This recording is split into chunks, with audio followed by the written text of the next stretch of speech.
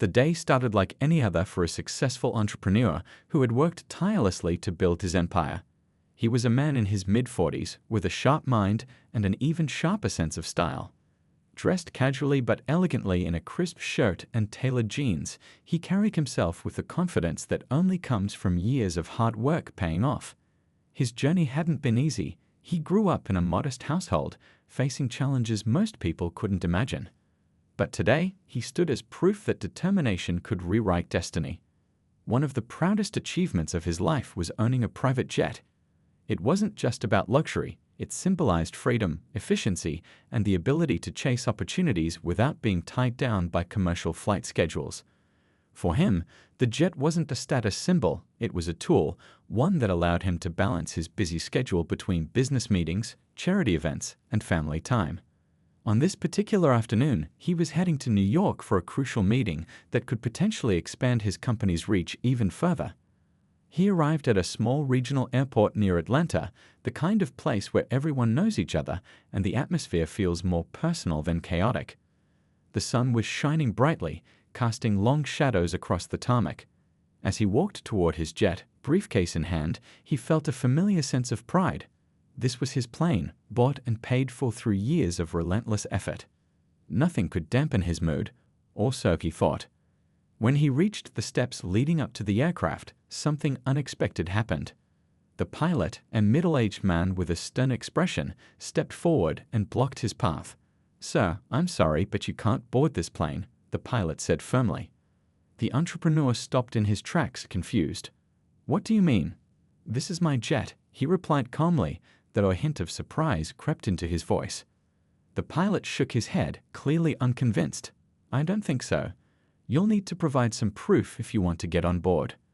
For a moment, the entrepreneur simply stared at him, trying to process what was happening. Proof? For boarding his own plane? It seemed absurd. But instead of losing his temper, he decided to handle the situation with patience.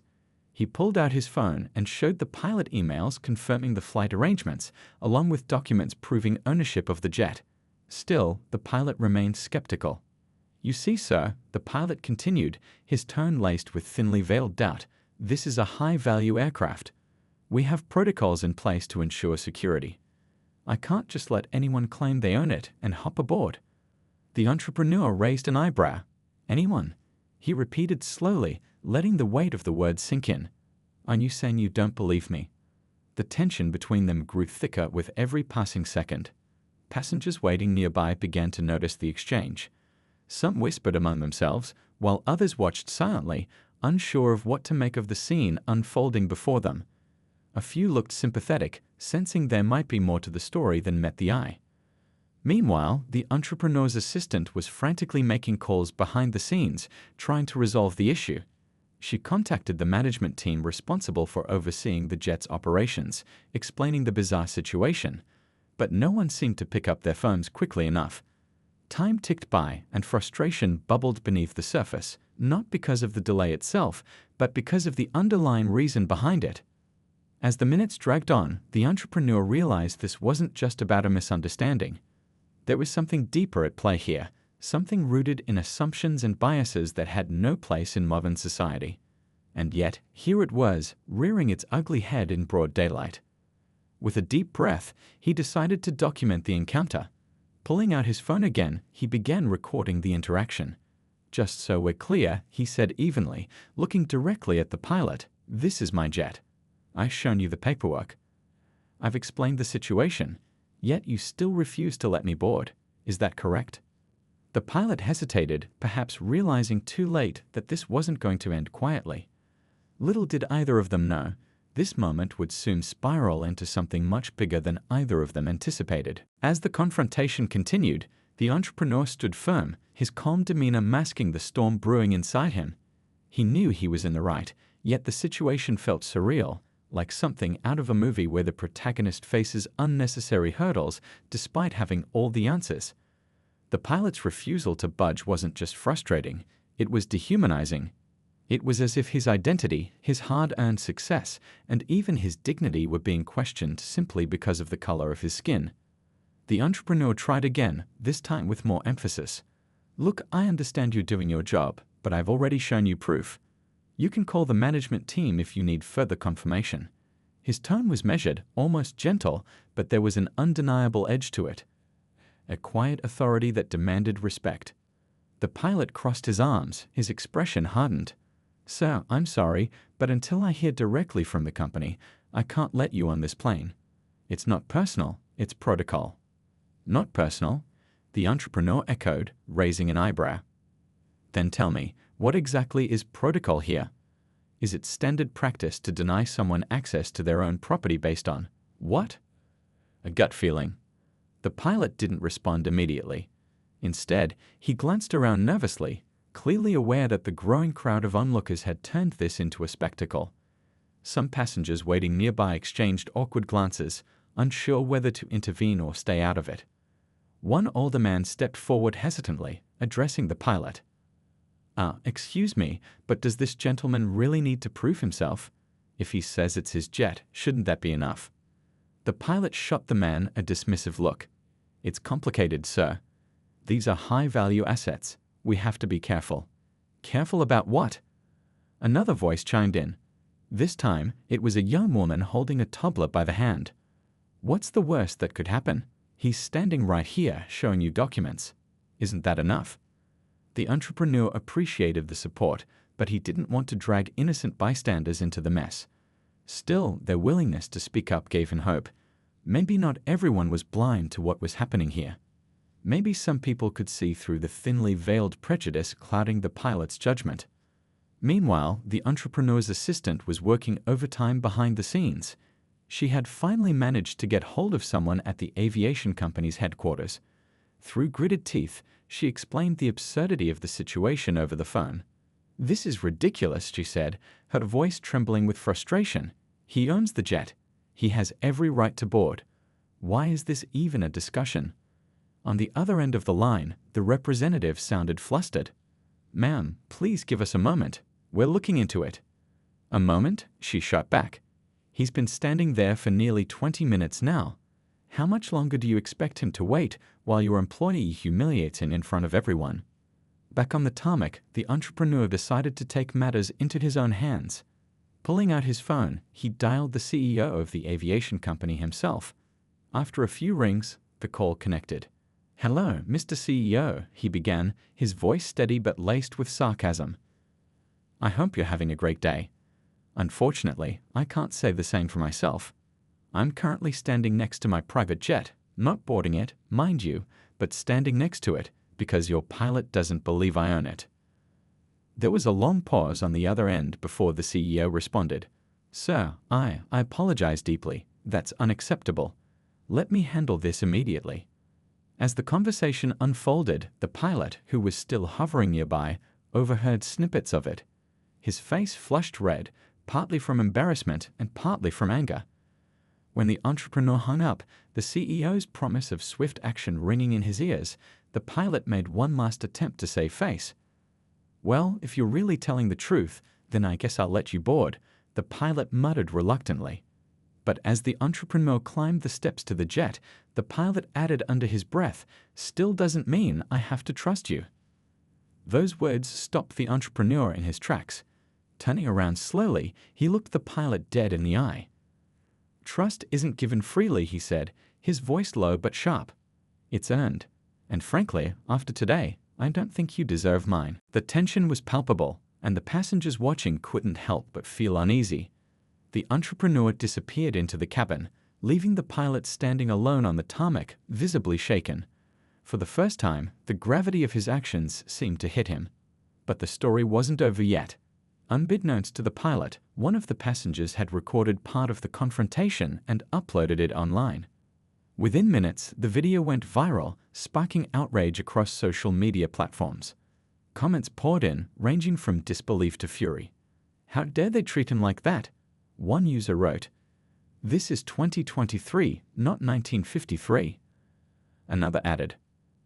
As the news spread, the aviation company scrambled to contain the damage. They issued a public apology and promised an internal investigation. Meanwhile, the entrepreneur sat quietly in his seat aboard the jet, staring out the window. He wasn't angry anymore, he was thoughtful. This incident wasn't just about him, it was about something much bigger. And he knew, deep down, that this was only the beginning of a larger conversation, one that needed to happen, no matter how uncomfortable it might be. The tension on the tarmac had reached its peak, and now the entrepreneur found himself seated inside his own jet, staring out of the window as the engines roared to life. Outside, the pilot stood frozen, visibly shaken by the confrontation that had just unfolded. The weight of his actions, or perhaps the realization that he had overstepped, seemed to finally hit him. But for the entrepreneur, this wasn't just about one man's prejudice, it was about something much bigger. It was about being seen, heard, and respected in a world where too many people still doubted his place simply because of the color of his skin. As the plane taxied down the runway, he leaned back in his seat, trying to process everything. He replayed the incident in his mind, the disbelief, the condescending tone, the stubborn refusal to accept reality. It wasn't the first time he'd faced discrimination, but it stung every single time. What made it worse was knowing that even after proving his worth, some people would still question his legitimacy. He thought about all the years he had worked tirelessly to build his empire, the sacrifices he had made, and how moments like these reminded him that success didn't always shield you from ignorance. Meanwhile, the video clip recorded by one of the passengers at the airport had taken on a life of its own. Social media platforms were ablaze with reactions. Some users expressed outrage, calling the pilot's behavior unacceptable and racist. Others shared their own stories of facing similar treatment in various industries, airports, banks, restaurants, all united by the common thread of bias. Comments flooded in, each one adding fuel to the fire. "This is why representation matters," one person wrote. "No one should have to prove they belong in spaces they've earned." But not everyone agreed.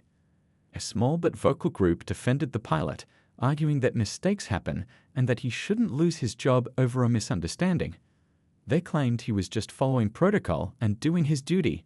These comments sparked heated debates online, with many pointing out that protocol often became a convenient excuse for discriminatory behavior.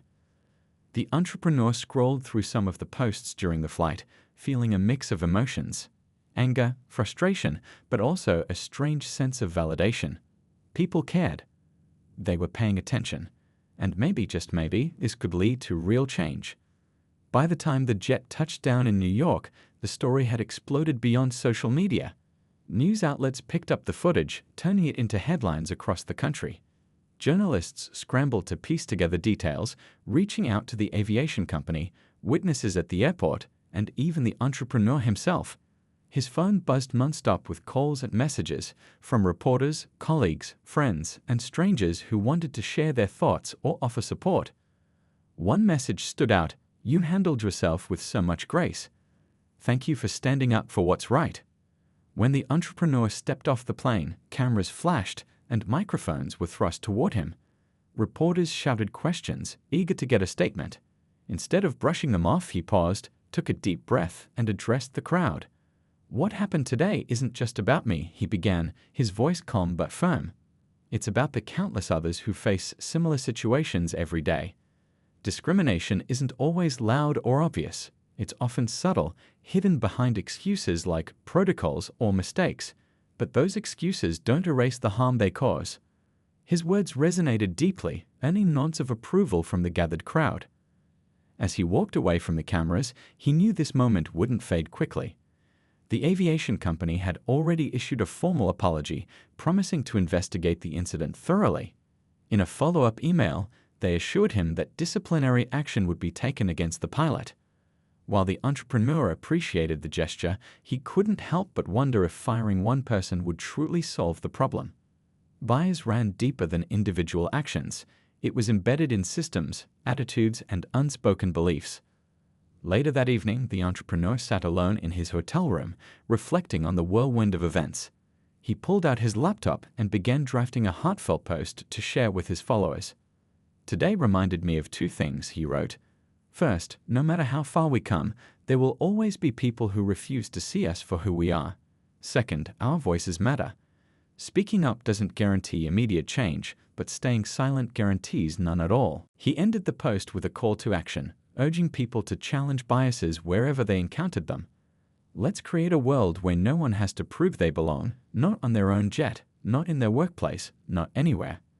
As he hit publish, he felt a renewed sense of purpose. This wasn't just his fight anymore. It belonged to everyone who believed in fairness and equality. Tomorrow, he would step into his meeting ready to tackle new challenges. But tonight, he allowed himself a moment of quiet triumph. The journey ahead wouldn't be easy, but he knew he wasn't alone. The next morning, the entrepreneur woke up to a flurry of notifications on his phone.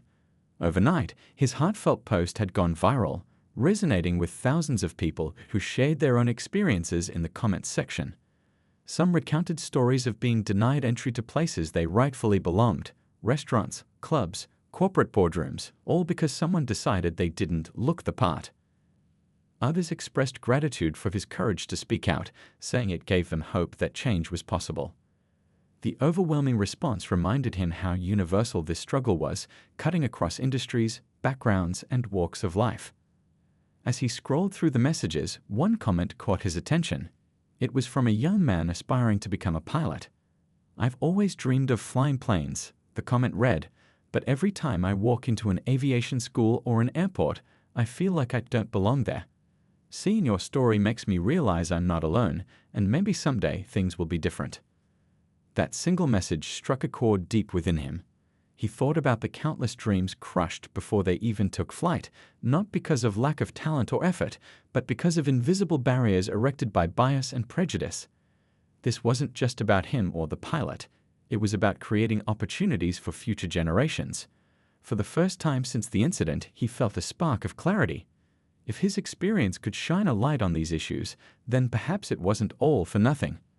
Later that day, as he prepared for his meeting in New York, news broke about the aviation company's decision regarding the pilot.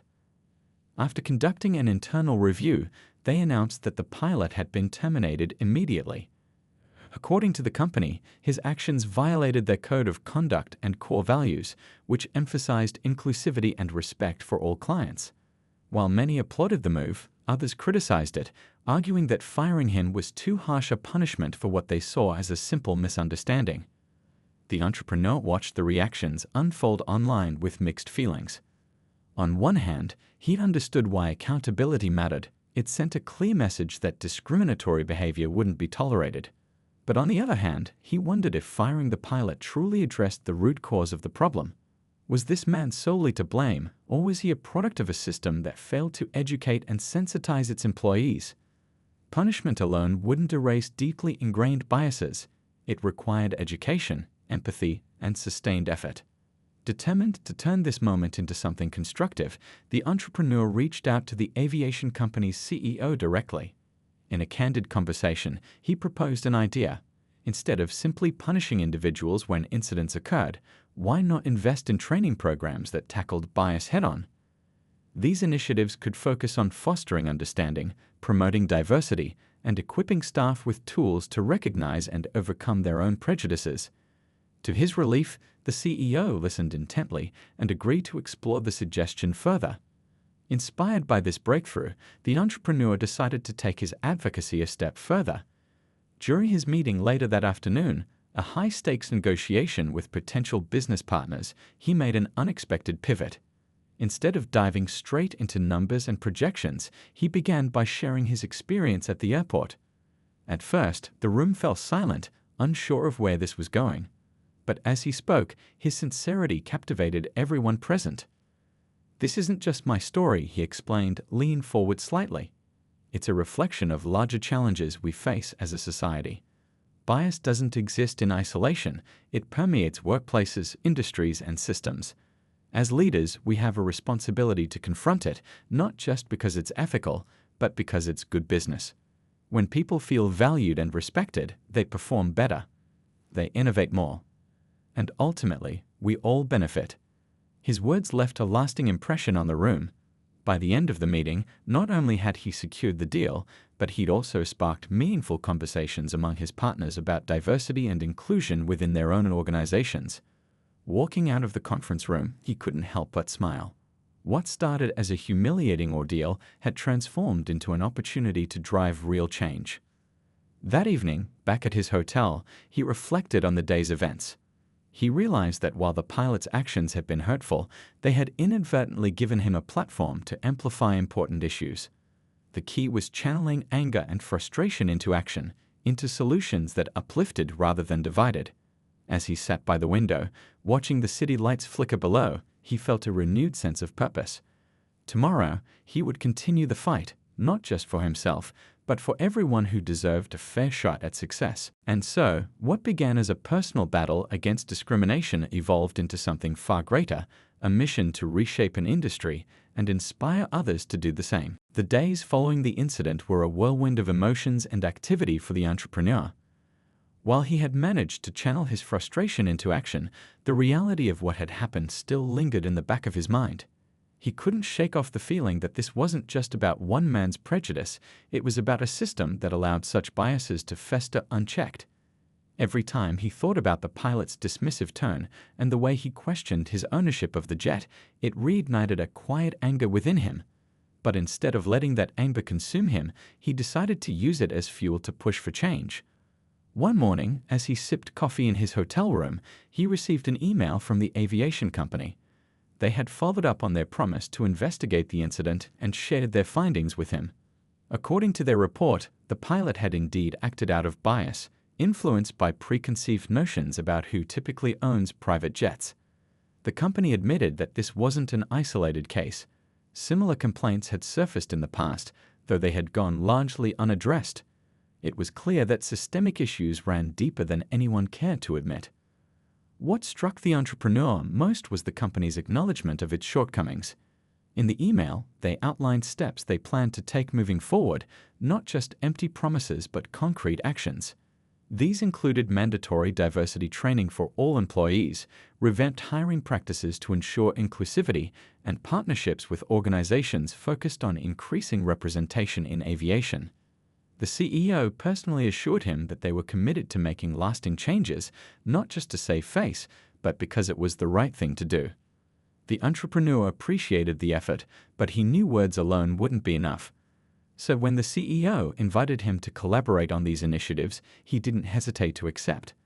Over the next few weeks, he worked closely with the company to design programs aimed at breaking down barriers in the industry. One idea he proposed was creating scholarships for underrepresented groups interested in pursuing careers in aviation, whether as pilots, engineers, or executives. Another was launching mentorship programs that connected young aspiring professionals with industry leaders who could guide them through the challenges of climbing the ladder in a field where they were often outnumbered.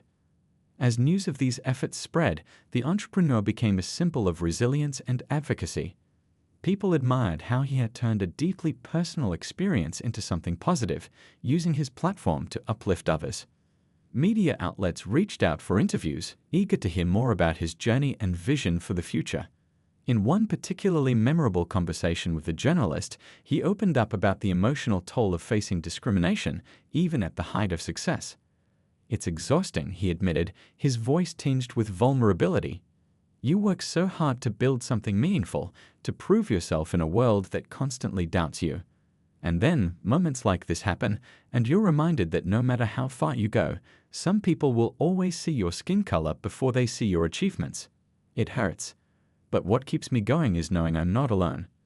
There are countless others fighting the same battles, and if my story can help even one person feel less alone, then it's worth it." His honesty resonated with audiences worldwide. Social media lit up again, this time with messages of gratitude and solidarity. People praised him not just for his business acumen, but for his humanity. Strangers sent heartfelt notes thanking him for speaking truths many had felt but struggled to articulate.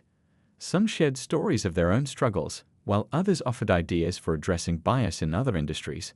The entrepreneur read every message, touched by the outpouring of support and inspired by the collective desire for change. But amidst the praise and progress, there were also reminders of the resistance that came with challenging the status quo. Not everyone welcomed the aviation company's new initiatives. Critics argued that focusing on diversity was unnecessary, claiming it took attention away from merit-based hiring and performance. Others accused the entrepreneur of seeking publicity, dismissing his advocacy as self-serving. Reading these comments, he couldn't help but chuckle bitterly. If only they knew how much easier it would have been to stay silent, to let the incident fade into obscurity rather than risk backlash by speaking out. Still, he refused to let negativity deter him. Instead, he leaned on the encouragement of those who believed in his mission. Friends, colleagues, and even strangers rallied around him, offering advice, resources, and moral support. One woman, a retired flight attendant, reached out to share her decades-long experience dealing with racism in the aviation industry. Her stories were eye-opening, shedding light on the subtle yet pervasive ways bias manifested in everyday interactions.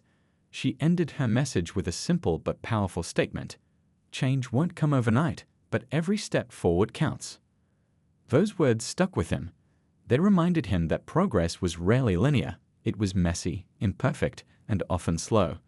But as long as people kept pushing, kept demanding better, the arc of history would eventually bend toward justice.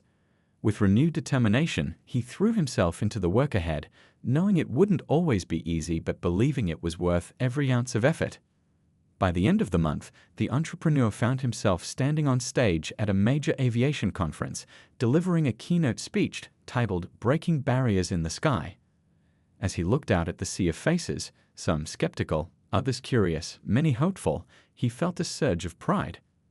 This wasn't just his moment, it belonged to everyone who had ever been told they didn't belong. And as he spoke about the importance of diversity, inclusion, and perseverance, he knew he was planting seeds that would grow into something extraordinary. The entrepreneur's speech at the aviation conference was nothing short of electrifying. As he stood on stage, his words carried a weight that resonated deeply with everyone in the room. He didn't just talk about numbers or policies, he spoke from the heart, sharing not only his own story, but also the stories of countless others who had faced similar struggles. His message was simple yet powerful. Change starts when we acknowledge the problem and take responsibility for fixing it. "I've been told I don't belong more times than I can count," he said, his voice steady but filled with emotion. "And I'm not alone. There are people out there, smart, talented, hard-working individuals, who hear those same words every single day. They're told they're not qualified enough, not experienced enough, not something enough. And often, the reason has nothing to do with their abilities and everything to do with how they look or where they come from." He paused, letting the silence hang in the air as the audience absorbed his words. Then he continued, "But here's the thing. Exclusion doesn't just hurt the person being excluded.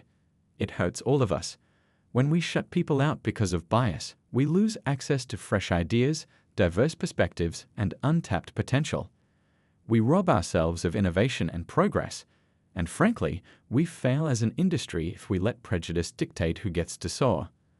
The room erupted into applause, but he held up a hand, signaling for quiet. "Now, I know what some of you might be thinking. This is too big for me to fix. Or maybe, what difference can one person really make? But let me tell you something. I used to think that way too. I thought speaking up would be pointless, that my voice wouldn't matter. But then I realized that staying silent wasn't an option, because every time we stay silent, we give permission for injustice to continue." As he wrapped up his speech, he urged the audience to take action, not just in grand gestures but in small, everyday ways. "It starts with listening," he said. "Listen to the voices you've ignored. Ask questions, challenge assumptions, and most importantly, create opportunities for those who haven't had them. Whether it's mentoring someone, advocating for fair hiring practices, or simply treating everyone with respect, no matter their background, you have the power to make a difference." When he finished speaking, the crowd rose to its feet in a standing ovation. People lined up afterward to shake his hand, share their thoughts, or thank him for inspiring them. One young woman, barely in her 20s, approached him with tears in her eyes.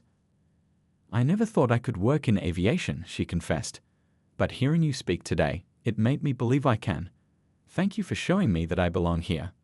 Moments like these reminded him why he had chosen to fight back against discrimination, not just for himself, but for people like her. For the dreamers, the underdogs, the ones who needed someone to say, "Yes, you deserve this." It wasn't always easy, and sometimes it felt like the odds were stacked against him. But seeing the impact of his efforts gave him hope that real change was possible. In the weeks that followed, the entrepreneur threw himself into expanding his advocacy work. Alongside the aviation company, he launched a foundation dedicated to increasing representation in the industry. The foundation focused on three key areas: education, mentorship, and community engagement. Scholarships were established to help students from underrepresented backgrounds pursue degrees in aviation-related fields. Mentorship programs paired aspiring professionals with seasoned experts willing to guide them through the challenges of breaking into the industry.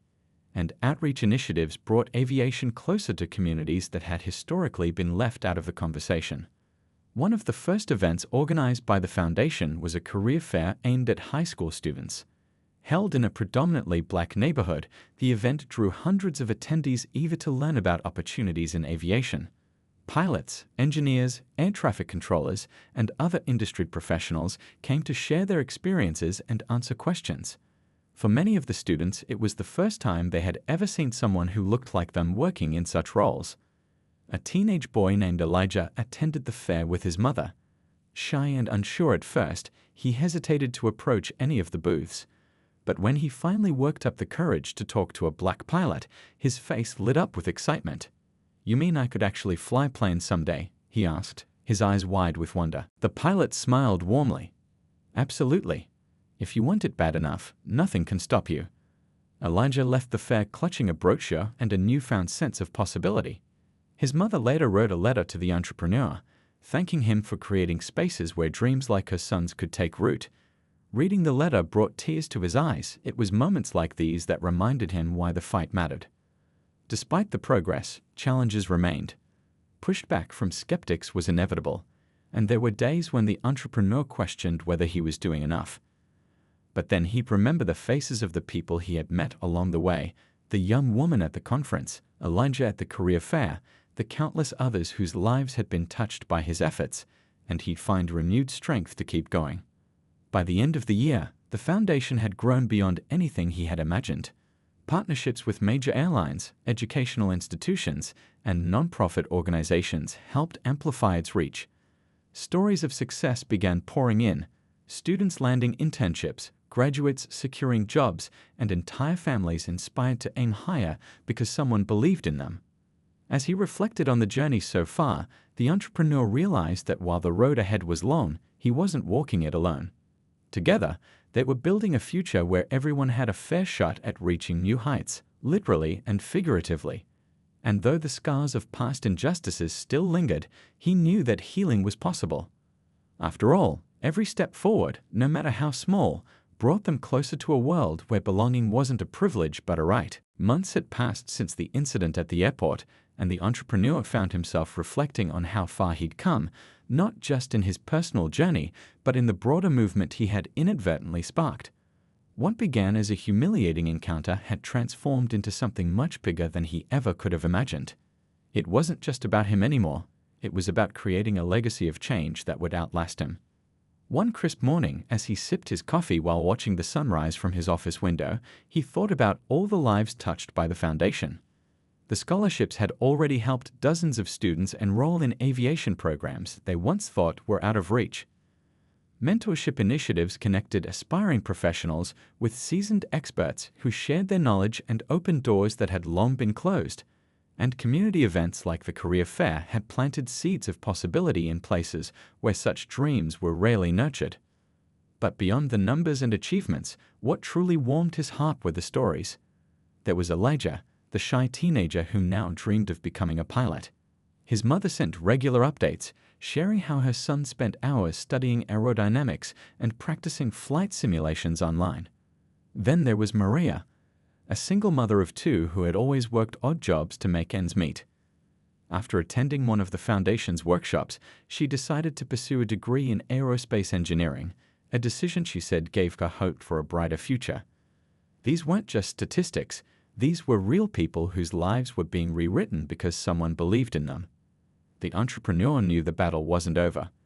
Change didn't happen overnight, and resistance still lingered in corners of the industry. Some critics continue to dismiss diversity efforts as unnecessary or even harmful, claiming they undermined meritocracy. Others argued that focusing on inclusion was a distraction from more pressing issues. But he refused to let negativity derail the momentum. Instead, he leaned on the support of allies, people within the aviation world and beyond who understood the importance of representation and equity.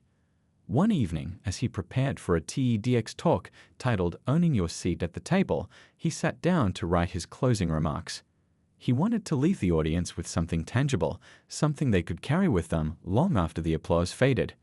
As he scribbled notes on a notepad, he realized the message was simple: progress starts with courage. Courage isn't about never feeling afraid, he wrote. It's about acting despite the fear. It's about standing up when you're told to sit down. It's about believing in yourself when others doubt you, and extending that belief to others so they can rise too. When the day of the TEDx event arrived, he stood backstage, feeling a mix of nerves and excitement. The auditorium buzzed with anticipation as attendees settled into their seats. When he finally walked onto the stage, the spotlight hit him, and for a brief moment, he felt the weight of everything he had been through, the struggles, the victories, the lessons learned. But then he looked out at the sea of faces, and he remembered why he was there. He began by recounting the incident at the airport, painting a vivid picture of the frustration and humiliation he had felt.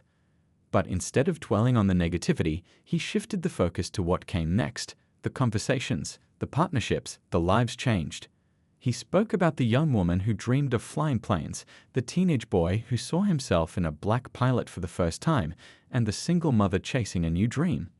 Each story underscored the ripple effect of taking action, no matter how small it seemed. "Here's the truth," he said, his voice rising with conviction. "We live in a world that often tells us we don't belong. It whispers lies in our ears, trying to convince us that we're not good enough, smart enough, strong enough. But I'm here to tell you that those voices are wrong. You belong wherever your hard work and passion take you. And if someone tries to tell you otherwise, don't let them dim your light. Shine brighter. Work harder. Prove them wrong, not for revenge, but because you owe it to yourself and to everyone who comes after you." As he wrapped up his speech, he left the audience with a challenge. Go out there and be the change you want to see. Whether it's mentoring someone, speaking up against injustice, or simply treating others with kindness and respect, you have the power to make a difference. Don't underestimate the impact of one person, because sometimes one person is all it takes to start a revolution. The room erupted in applause, and as he stepped off the stage, he felt a profound sense of fulfillment. This wasn't just about speeches or accolades, it was about inspiring others to take action, and judging by the energy in the room, he knew he had succeeded. In the months that followed, the foundation continued to grow, expanding its reach globally. More scholarships were awarded, more mentorships formed, and more communities empowered. The entrepreneur remained deeply involved, but he also made space for others to lead. He believed that true progress happened when ownership was shared, when everyone took responsibility for building a better future. Years later, as he boarded his private jet once again, this time surrounded by a team of diverse professionals he had mentored, he couldn't help but smile. The memory of that fateful day at the airport still lingered, but it no longer carried the sting of pain. Instead, it served as a reminder of how far they had come and how much further they could go. Looking out the window as the plane ascended into the sky, he whispered to himself, "This is just the beginning."